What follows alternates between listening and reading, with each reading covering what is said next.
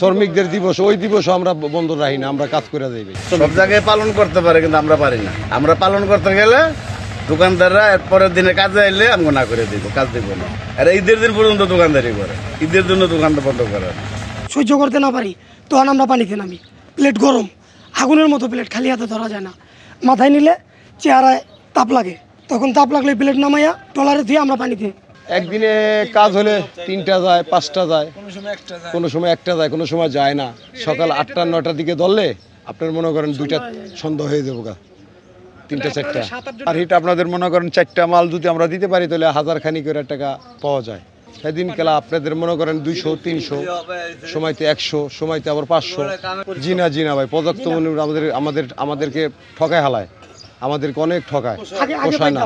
আগে পাইতাম, এখন আমাদেরকে ঠকায় হালায়। নতুন মালিক হইয়া 5000 টাকার লং করে 3000 টাকা দেয়, 2000 টাকা দেয়।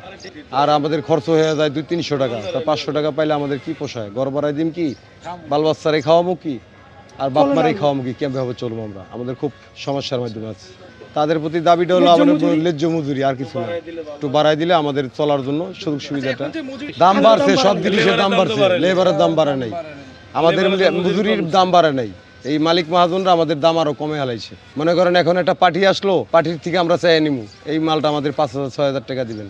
ঘরের মালিকে ওই মিয়া শুরু করে দিল, ওই মিয়া কই মনে করেন টাকা 3000 হয়ে গেল, 6000 তখন 3000।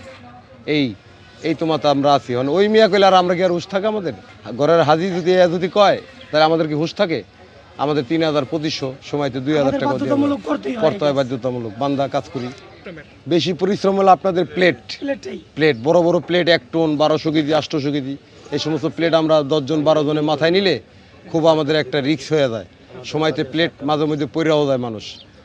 অনেক সময় এক সাইড হয়ে গেলে প্লেট পড়ে যায়, সময় তো লোকও ভিতরে চলে যায়। এই কিছুদিন আগে একটা লোক পড়ছে, তার অ্যাক্সিডেন্ট হয়েছে, হাড় ভাঙছে। কিছু আর আল্লাহ মাফ করছে, আরও কিছুদিন আগে একজনের রক কেটে গেছে, হাড় ভেঙে গেছে। সেই লোক অন্তমত কাজ করতে পারতেছে না। এখন আমাদের এই হলো আমাদের ন্যায্য দাবি, যদি মালিক মহাজনরা মানে তাহলে আমাদের একটু আসান হবে, এই আর কিছু না। আমরা মেয়ে আর মেয়ে নেই, আমাদের কোনো দিন আর রাত নাই।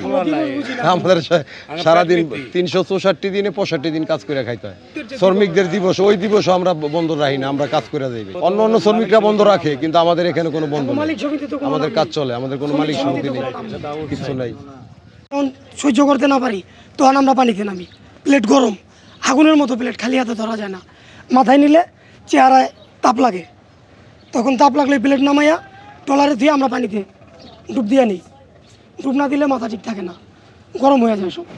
কোনোদিন কাজ বেশি হইলে বেশি পাই, কম হইলে কম পাই। পরিশ্রম তো এখন অনেক বেশি হয়, পরিশ্রম অনুযায়ী এখন টাকা পাওয়া যায় না। আগে পাওয়া গেছে, আগে 1000-1200 টাকা পাইছি, এখন 1000-1200 টাকার কাজ 500-700 টাকায় করতেছি। উপায় নাই তো, কাজ কমে গেছে, লোক বেশি হয়ে গেছে, ডকে কাজ নেই আগের মতন। একটা কাজ আছে 5000 টাকা, সেই কাজটা মনে করেন 2500 টাকায় করতেছি। আমার মনে হয় ডকে জাহাজের সংখ্যা কমে গেছে। আগে এই জায়গায় ডক ছিল, এখন বিভিন্ন জায়গায় ডক হয়ে গেছে। এই কারণে এই জায়গায় কোনো ডক মালিকরা এখন আর আসে না। 600 টাকার পানি খেতে যদি ঠিক মতন খাই, 1 টাকা করে নেওয়া যাবো না, 1 টাকা পোষানো যাবো না। পোলামটা খাও, তা জীবন নিজে কষ্ট করে পোলামটা খাওয়াইতে হয়। আগে আমার মানও ছিল ভালো, তখন আপনি একটা মাল নিচ্ছেন, আপনি অনুরোধ করছেন, নে বাবা এইটা 1500 টাকা বিলে, তখন 2000 টাকা দিন, মালিক বাড়তে আসলো। আর এখন কাম কম, শ্রমিক বেশি হয়ে গেছে।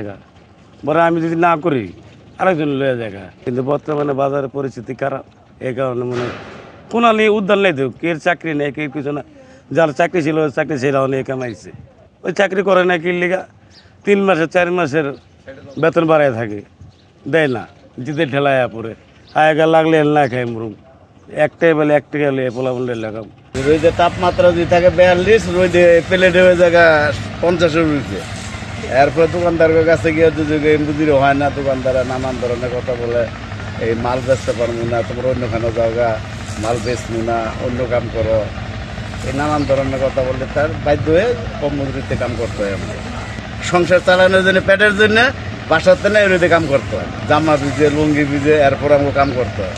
এরপরও মালিক মহাজনরা এখন মন পাই না, নানান ধরনের কথাবার্তা বলে।